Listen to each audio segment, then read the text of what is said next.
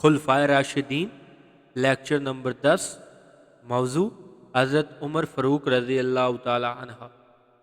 حالت یہ تھی کہ جب سے ایران کی جنگ شروع ہوئی تو حضرت عمر فاروق رضی اللہ تعالی عنہ روزانہ مدینے سے باہر نکلتے تھے، 4 میل پیدل چلتے تھے اور کہتے تھے کہ کوئی آدمی ایران سے آئے گا، اس سے پوچھوں گا کہ جنگ کیسے ہوئی۔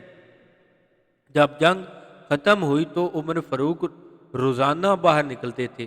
جب قاصد فتح کا پیغام لے کر گیا تو وہ قاصد سواری پر سوار تھا۔ حضرت عمر رضی اللہ تعالی عنہ پیدل تھے۔ حضرت عمر رضی اللہ تعالی عنہ نے قاصد سے پوچھا کہ تو کون ہے؟ اس نے کہا کہ میں ایران سے آیا ہوں۔ انہوں نے پوچھا کہ تجھے کس نے بھیجا؟ اس نے کہا کہ حضرت سعد بن ابی وقاص رضی اللہ تعالی عنہ نے بھیجا ہے، میں فتح کا پیغام لے کر آیا ہوں۔ حضرت عمر نے کہا کہ بتاؤ کیسے فتح ہوئی؟ حضرت عمر پیدل چل رہے ہیں، وہ سواری پر جلدی جلدی ہے۔ حضرت عمر رضی اللہ تعالی عنہ اس کے ساتھ بھاگے بھاگے جا رہے ہیں۔ جب مدینہ کے قریب آئے تو لوگوں نے کہا اے نوجوان، تو اوپر سوار ہے، امیر المومنین نیچے چل رہا ہے۔ اسی وقت اس نے سواری روک دی۔ حضرت عمر نے کہا کہ تو سواری نہ روک، اور سواری پر واقعہ بیان کرتا رہا۔ اس نے کہا کہ امیر المومنین آپ پیدل ہیں، میں سوار ہوں۔ حضرت عمر نے کہا کیا ہوا؟ قرآن کی میں اس آیت پر عمل کرنا چاہتا ہوں، ایران کے ملک پر اسلام کا پرچم بلند ہو اور پوری دنیا میں اسلام کا پرچم بلند ہو۔ یہ نہ دیکھ کہ عمر پیدل ہے، تو واقعہ بیان کر، میرے دل میں تڑپ ہے کہ میں فتح کی خبر سنوں۔ جب اس کی چوک میں بات مکمل ہوئی اور چوک میں عمر نے سر سجدے میں رکھ کر کہا اے اللہ، مجھے تو بکریاں نہیں چرانا آتی تھی، آج تیرے نام لیواؤں نے شہنشاہ ایران کا سر کاٹ کر اسلام کا پرچم ایران پر بلند کر دیا۔ کہاں اسلامی سلطنت اور کہاں اسلام کی قوت، بڑی عظمت ہمت والا عمر، اس کی ستوت کو دیکھو اور اس کی غربت کو دیکھو، اس کی فقیری کو تو دیکھو، اس کے پھٹے اور موٹے لباس کو تو دیکھو، وہ پیدل چل رہا ہے۔ قاصد نے کہا میں فتح کا پیغام لایا ہوں۔ اس نے کہا بیان کر، فتح کیسے ہوئی، لشکر چلا کیسے، اور شہید کون کون ہوا، دشمن کتنے مارے گئے، علاقہ کون سا فتح ہوا۔ یہ بیان کر رہا ہے۔ جب مدینے کے قریب پہنچے تو لوگوں کی زبانی معلوم ہوتا ہے کہ یہی عمر رضی اللہ تعالی عنہ۔ اس نے کلام اور سواری روک لی۔ حضرت عمر رضی اللہ تعالی عنہ نے کہا کہ کلام کو جاری رکھو۔ حضرت عمر رضی اللہ تعالی عنہ نے کہا کہ محمد مصطفیٰ صلی اللہ علیہ وآلہ وسلم بھی ایسے کرتے تھے، غلام کو سوار کرتے اور خود پیدل چلتے تھے۔ اس قاصد نے کہا امیر المومنین آپ پیدل ہیں، مجھے سوار کر دیا۔ تو حضرت عمر نے روتے ہوئے کہا، فرمایا تجھے یاد نہیں ہے جب رسول اللہ صلی اللہ علیہ وآلہ وسلم کی زندگی کا آخری وقت تھا، حضور صلی اللہ علیہ وآلہ وسلم نے حضرت معاذ ابن جبل رضی اللہ تعالی عنہ کو سواری پر سوار کیا تھا، اور حضور اس کی سواری کی مہار پکڑ کر مدینہ سے باہر نکلے تھے، اور حضرت معاذ رضی اللہ تعالی عنہ رو پڑے تھے کہ یا رسول اللہ آپ پیدل ہیں، میں سوار ہوں۔ حضور صلی اللہ علیہ وآلہ وسلم اس وقت فرمایا تھا اے معاذ، شاید تو آج کے بعد محمد کا چہرہ نہ دیکھے، جب تو آج کے بعد مدینہ آئے تو تیرا گزر میرے روزے سے ہو، تیرا گزر میری مسجد سے ہو، لیکن میں تجھے اپنا مبلغ بنا کر یمن کے دروازے پر بھیجتا ہوں۔ جاؤ اور انصاف کرنا، شرک کو روکنا، بدعت کو روکنا، توحید کے پرچم کو بلند کرنا۔ اے نوجوان، تیرے پیغمبر نے غلام کو سوار کیا تھا، میں بھی تجھے سوار کر کے ایران کی فتح کا نقشہ پوچھ رہا۔ مسلمانوں، یہ ہے حضرت عمر اور ان کی ستوت، یہ ہے وہ عمر، یہ ہے وہ ہیبت جس کا نظارہ سیدنا فاروق اعظم نے دنیا کے سامنے پیش کیا۔ قرآن پاک کی آیت پوری ہو گئی، اے نبی تیرے آنے کا مقصد یہ ہے کہ پورے عالم پر اسلام کا پرچم بلند ہو جائے، اور حضرت عمر کے ہاتھوں اسلام کا پرچم بلند ہو۔ ایک واقعہ سناتا ہوں جس کو امام الہند حکیم الہند حضرت شاہ ولی رحمۃ اللہ علیہ نے بڑے عجیب انداز میں بیان فرمایا ہے، اور انہوں نے یہ واقعہ ابن عساکر سے نقل کیا ہے۔ ابن عساکر رحمۃ اللہ علیہ کی ایک حدیث کی کتاب ہے۔ حضرت ولی اللہ رحمۃ اللہ علیہ فرماتے ہیں کہ حضرت عمر فاروق رضی اللہ تعالی عنہ ملک شام کے سفر میں تشریف لے گئے اسلام لانے سے پہلے۔ حضرت عمر رضی اللہ تعالی عنہ کا بچپن تھا۔ حضرت عمر رضی اللہ تعالی عنہ فرماتے ہیں کہ میں ملک شام پہنچا، تجارت کر کے میں واپس آیا، شام سے باہر نکلا تو مجھے اپنا ایک ذاتی کام یاد آ گیا۔ میرے جو رفقا تھے انہوں نے کہا کہ ہم تو واپس نہیں جا سکتے۔ حضرت عمر رضی اللہ تعالی عنہ اس وقت حضرت عمر بن خطاب تھے۔ حضرت عمر فاروق رضی اللہ تعالی عنہ نے کہا میں واپس جاتا ہوں اور فلاں مقام پر آپ کو مل جاؤں گا۔ حضرت عمر فاروق رضی اللہ تعالی عنہ ملک شام واپس آئے، تجارت والا کام کر چکے تھے، کسی آدمی سے ملنا تھا۔ فرماتے ہیں کہ میں شام کے بازار سے گزر رہا تھا کہ ایک آدمی نے میری گردن کو پکڑ لیا۔ اس نے میری گردن پکڑ کر زور دیا، میں نے دیکھا تو وہ بدطریق تھا۔ بدطریق عرب کی اصطلاح میں عیسائیوں کے پادری کو کہتے تھے۔ بہت بڑا عالم تھا، اس نے میری گردن کو زور سے پکڑا اور پکڑ کر لے گیا۔ میں گھبرایا کہ شام میں اکیلا ہوں، یہ کہیں نقصان نہ پہنچائے، لیکن وہ مجھے ایک گرجا گھر لے گیا اور وہاں مٹی کے ایک ڈھیر کے ساتھ کھڑا کر کے کہنے لگا اس مٹی کو اٹھاؤ، مٹی صاف کرو۔ عمر رضی اللہ تعالی عنہ کہتے ہیں کہ میں نے کہا کیوں مٹی صاف کروں؟ اس نے کہا کہ ہماری مزدوری کرنی پڑے گی، مٹی اٹھانی پڑے گی۔ یہ کہہ کر اس نے مجھے کسی اور ایک بڑا برتن دیا۔ اس نے کہا اس مٹی کو اٹھا کر باہر پھینکو، اور اس گرجے کا دروازہ بند کر کے تالا لگا کر چلا گیا۔ حضرت عمر فاروق رضی اللہ تعالی عنہ فرماتے ہیں کہ میں بڑا پریشان ہوا اور اسی پریشانی کی حالت میں تھا۔ وہ دوبارہ آ گیا، کہنے لگا تیرا نام کیا ہے؟ حضرت عمر نے فرمایا کہ میرا نام عمر ابن خطاب ہے۔ اس نے کہا ہماری کتابوں میں تیرا ذکر ہے، اے عمر میری کتاب میں تیرا ذکر ہے، تجھے یہ مٹی اٹھانی پڑے گی تاکہ میں کل کو کہہ سکوں کہ جب تو ان گرجوں کا حکمران بنے میں کہوں گا اس نے تو میری مٹی اٹھائی ہے۔ فاروق اعظم نے فرمایا کہ مجھے تو تیری بات سمجھ میں نہیں آتی۔ جب اس نے زور دیا کہ مٹی اٹھاؤ، حضرت عمر فرماتے ہیں اس نے زور دیا، میں نے انکار کیا تو اس نے مجھے مکہ مارا۔ وہ مجھے مارنا شروع کرتا ہے، میں نے بچا اٹھایا اور اس کے سر پر مار دیا۔ بچا اس کے سر میں لگا اور اس کا سر پھٹ گیا۔ سر پھٹا تو گر گیا، میں دیوار پھلانگ کر بھاگ گیا۔ میں وہاں سے بھاگا، ساری رات اور سارا دن میں سفر کرتا رہا، مجھے مدینہ کا راستہ بھول گیا۔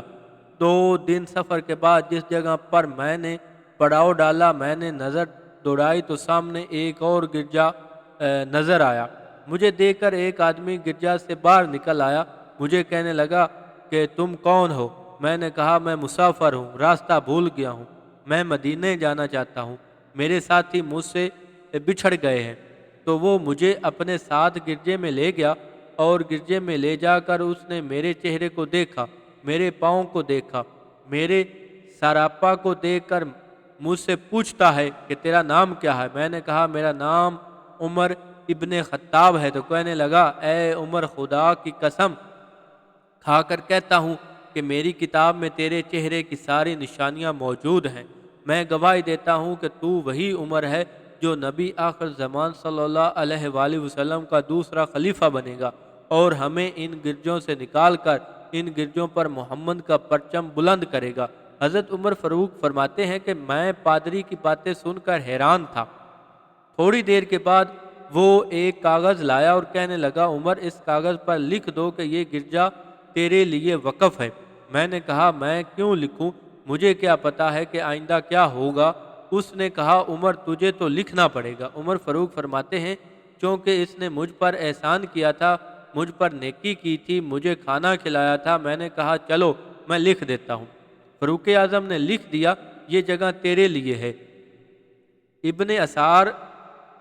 ابن اساکر نے لکھا ہے کہ جس وقت عمر فاروق خلیفہ بنے اور خلیفہ بن کر عمر شام کے سرکاری دورے پر گئے اور وہی پادری عمر فاروق کا لکھا ہوا خط لے آیا اور آ کر کہنے لگا عمر یہ تو نے لکھا تھا، یہ جگہ تیرے لیے ہے، یہ آج میرے لیے جگہ وقف کر دے۔ تو حضرت عمر نے فرمایا اس جگہ پر نہ میرا ذاتی حق ہے نہ میرے بیٹے کا حق ہے، بے شک میں نے لکھا ہے اور تو نے لکھوایا ہے، اگر یہ میری جگہ ذاتی ہوتی تو میں اس پر عمل کر دیتا، یہ جگہ تو مسلمانوں کی ملکیت ہے، اس لیے عمر یہ جگہ تجھے نہیں دے سکتا۔ حضرت شاہ ولی رحمۃ اللہ علیہ کہتے ہیں اس واقعہ سے معلوم ہوتا ہے کہ حضرت عمر فاروق کا انتخاب اللہ کے ہاں پہلے سے ہو چکا تھا۔ میرے بھائیوں، یہی عمر فاروق جن کو خراج تحسین پیش کرتے ہوئے شاعر نے کیا عجیب بات کہی ہے، رہبر عمر، آقا عمر، مرشد عمر، مولا عمر، برتر عمر، بالا عمر، اعلیٰ عمر، اولا عمر۔ میرے بھائیوں، حضرت سیدنا فاروق اعظم اور حضرت علی مرتضیٰ کی آپس میں محبت ہے۔ حضرت عمر فاروق رضی اللہ تعالیٰ عنہ جب شہید ہوئے تو حضرت علی مرتضیٰ نے ان کے جنازے کو دیکھ کر فرمایا یہ جو کفن پوش آدمی ہے پوری کائنات میں اس سے بہتر کوئی انسان نہیں۔ یہ حضرت علی کا قول ہے اور یہ قول نج البلاغہ میں موجود ہے۔ فرمایا اس کفن پوش سے بہتر کوئی شخص ایسا نہیں جس کے نامہ اعمال کو میں اپنانے کا مشتاق ہوں۔ یہ آدمی ایسا ہے جس کے بارے میں کہہ سکتا ہوں اے اللہ جو اس کا نامہ اعمال ہے وہ میرا بھی بنا دے۔ حضرت علی فرماتے ہیں اس کفن پوش سے بہتر کوئی انسان نہیں ہے جس پر آسمانوں کا سورج طلوع ہوا، جب سورج کی کرنیں اس کے مقدس چہرے پر پڑتی ہیں تو گواہی دیتی ہیں اس سے بہتر کوئی نہیں۔ میرے بھائیوں، حضرت عمر فاروق 10.5 سال تک خلیفہ رہے۔ مدینہ میں قید پڑا تو ستو سے گزارا کرتے تھے، زیتون کا تیل چھوڑ دیا، چہرہ سیاہ ہو گیا اور پچکے گال بن گئے۔ فاروق اعظم سے لوگوں نے منت کی امیر المومنین اچھا کھائیں۔ فرمایا میری مملکت میں قحط پڑا ہوا اور میں اچھا کھاؤں، یہ رسول اللہ صلی اللہ علیہ وآلہ وسلم کی سنت کے خلاف ہے، ایسا نہیں ہو سکتا۔ یہ ہے خلافت، یہ ہے نبوت کی نیابت، یہ ہے اقتدار کی روح اقتدار اس کو کہتے ہیں، رعایا کی خدمت، رعایا کی چوکیداری۔ گزشتہ لیکچر میں سیدنا فاروق اعظم کے دور خلافت میں ایران کی فتح کا واقعہ گزر چکا ہے۔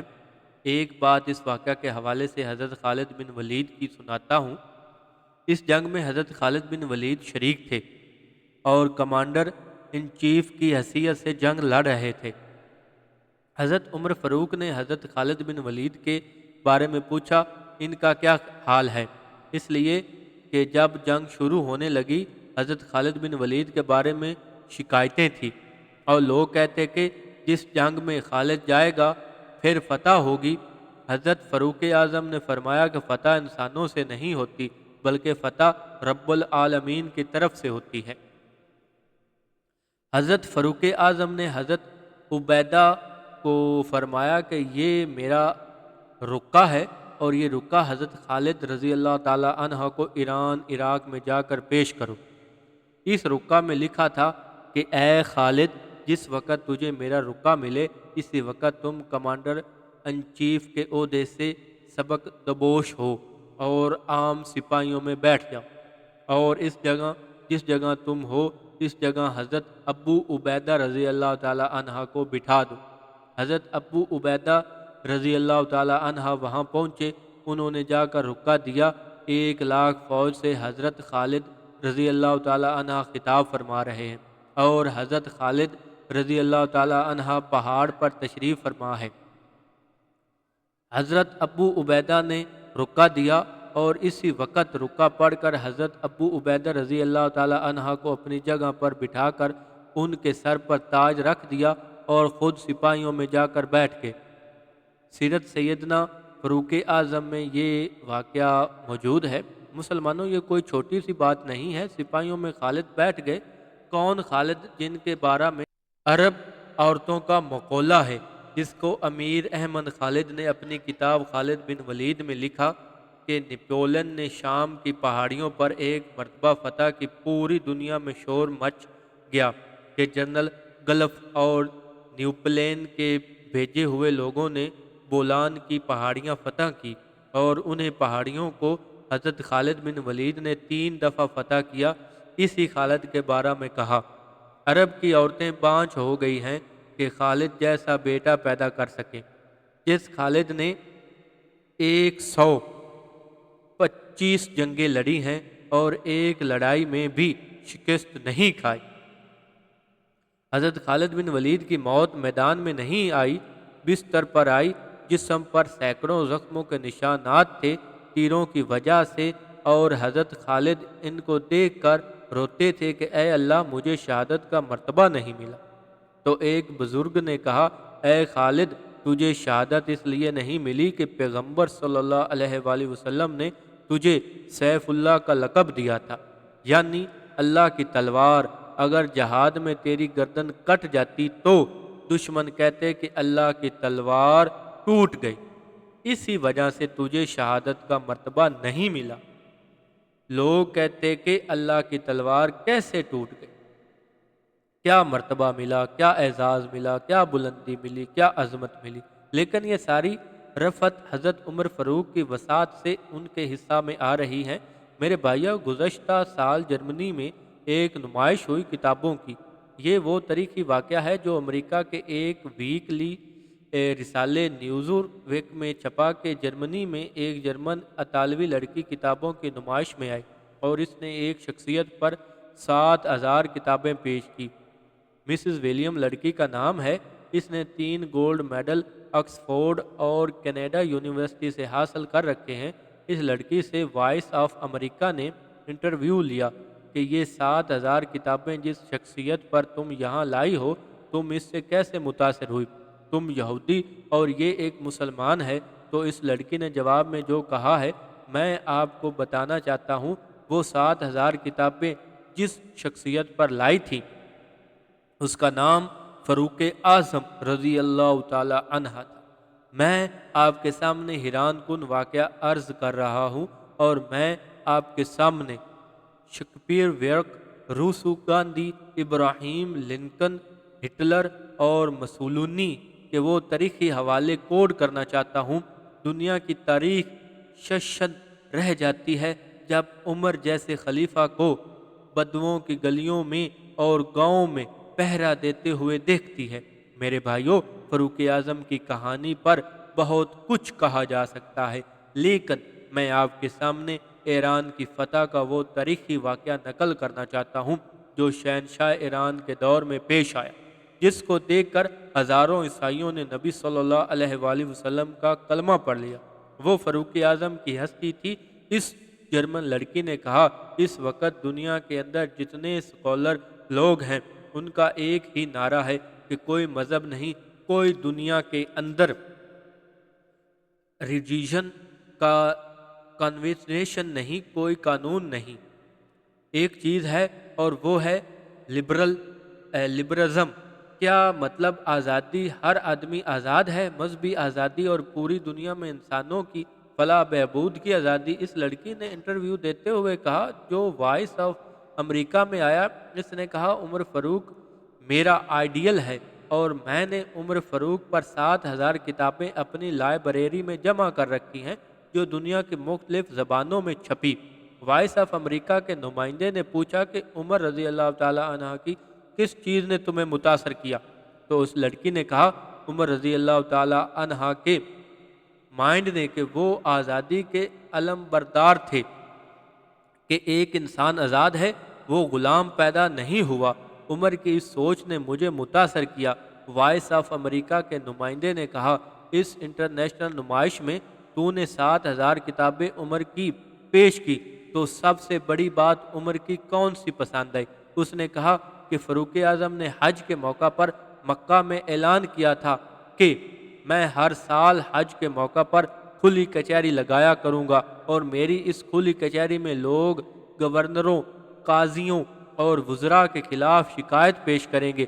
تیسرے سال فاروق اعظم کی کھلی کچہری ہوئی تو ایک آدمی کھڑا ہو گیا، کہنے لگا، میں بدو ہوں، میں مصر میں گیا تو مجھے گورنر مصر کے لڑکے نے پشت پر کوڑے مارے اور مجھے ذلیل رسوا کر دیا۔ تو عمر نے اسی وقت اس گورنر کے لڑکے کی گرفتاری کے لیے محمد ابن مسلمہ کو بھیجا۔ فاروق اعظم نے فرمایا کہ اس کے باپ گورنر مصر عمر بن عاص کو بھی ساتھ لے کر آؤ، میں اس سے پوچھوں کہ تیرا لڑکا بے لگام کیوں ہو گیا۔ جب گورنر اور اس کے لڑکے کو فاروق اعظم کی کھلی کچہری میں پیش کیا گیا تو عمر فاروق نے اس لڑکے سے کہا، تو نے بدو کو کوڑا کیوں مارا؟ اس نے کہا، مجھ سے غلطی ہوگی۔ فاروق اعظم نے فرمایا، نہیں، جس طرح تو نے کوڑا مارا ہے اسی طرح تجھے بھی کوڑا مارا جائے۔ چنانچہ اس کھلی کچہری میں گورنر کے بیٹے کی پشت پر کوڑے مارے گئے، وہ چیختا رہا۔ اس کے بعد گورنر مصر کی باری آئی تو اس آدمی نے معاف کر دیا۔ اس لڑکے کے سامنے کھڑے ہو کر فاروق اعظم نے ایک بات کہی تھی، وہ مسز ولیم کہتی ہے کہ عمر کی جو سب سے زیادہ چیز مجھے پسند آئی وہ گورنر کے ان کے ریمارکس سے میں متاثر ہوئی ہوں، جو ریمارکس فاروق اعظم نے اس گورنر کے لڑکے کو سامنے رکھ کر 1,00,000 انسانوں کے سامنے دیے۔ بکس ایمپی تھیری کو دیکھنے والوں، 1,00,000 انسانوں کے سامنے گورنر بحیثیت ملزم کے کھڑا ہے اور بیٹا بھی بحیثیت ملزم کے کھڑا ہے۔ یہودی لڑکی کہتی ہے کہ عمر نے 1,00,000 انسانوں کے اجتماع میں اس لڑکی کو خطاب کر کے کہا، او لڑکے، تم نے کب سے عرب کی قوم کو غلام بنا رکھا ہے جبکہ ان کی ماؤں نے انہیں آزاد جنا ہے؟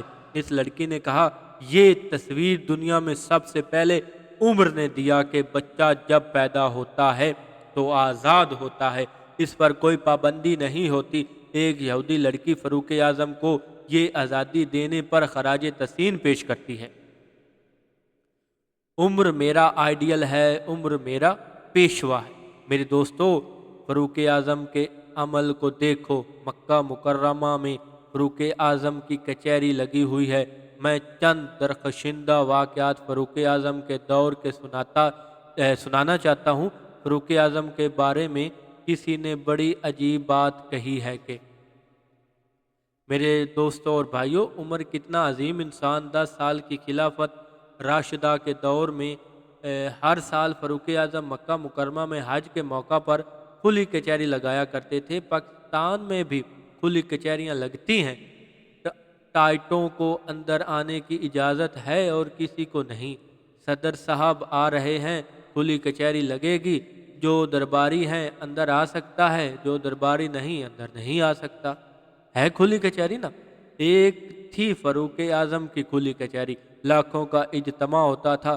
فاروق اعظم کھلی کچہری میں بیٹھے ہیں، ایک آدمی نے اٹھ کر کہا، اے امیر المومنین، آپ نے ایک قانون بنایا تھا کہ کوئی گورنر اپنے دروازے پر چوکیدار مقرر نہیں کر سکتا۔ آپ نے قانون بنایا تھا کہ کوئی گورنر باریک لباس نہیں پہن سکتا۔ عمر نے وہاں فرمایا، اس آدمی نے کہا، آپ کے گورنر ایاز بن غنم ہیں اور آپ کی طرف سے گورنر ہیں، اس کے دروازے پر چوکیدار ہے اور اس نے باریک کپڑے بھی پہنے ہوئے ہیں۔ فاروق اعظم نے اسی وقت پولیس کے سربراہ آئی جی پولیس حضرت محمد بن مسلمہ رضی اللہ تعالی عنہ کو بھیجا کہ جاؤ اس گورنر کو میرے دربار میں لے آؤ، پیش کرو۔ گورنر مصر کو دربار میں پیش کرنے کے لیے محمد بن مسلمہ رضی اللہ تعالی عنہ گئے۔ انہوں نے جا کر دیکھا کہ دربان بھی مقرر ہے، چوکیدار بھی مقرر ہے، باریک کپڑے بھی پہنے ہوئے ہیں۔ وہ محمد بن مسلمہ گورنر مصر کو گرفتار کر کے لائے۔ فاروق اعظم کی عدالت میں عمر فاروق رضی اللہ تعالی عنہ نے فرمایا، اے ایاز، تیرے باپ کا نام غنم تھا، غنم کا معنی ہے بکریاں چرانا، تیرا باپ بکریاں چرایا کرتا تھا تو اپنی اوقات سے نکل گیا، تیرا باپ بکریاں چراتا تھا اور تو نے गवर्नर बनकर गरीबों के लिए चौकीदार मुकर्रर कर रखा है ताकि गरीब तेरे दरवाजे पर सीधे ना आ जाए। तेरा दिमाग खराब हो गया। मैं तुझे गवर्नरी से हटाता हूँ और बैतुल माल की 200 बकरियां देता हूँ कि जाओ तुम भी अपने बाप की तरह इन पहाड़ों पर बकरियां चराओ। गवर्नर को कहा, गवर्नर खत्म, 6 महीने तक बैतुल माल की बकरियां पहाड़ों पर चराओ। जब तुम्हारा दिमाग ठीक हो जाएगा तो फिर मेरे पास आना। इससे आगे हम अगले लेक्चर में कवर करेंगे। यहीं पर इसे ख़त्म करते हैं। अल्लाह हाफिज़।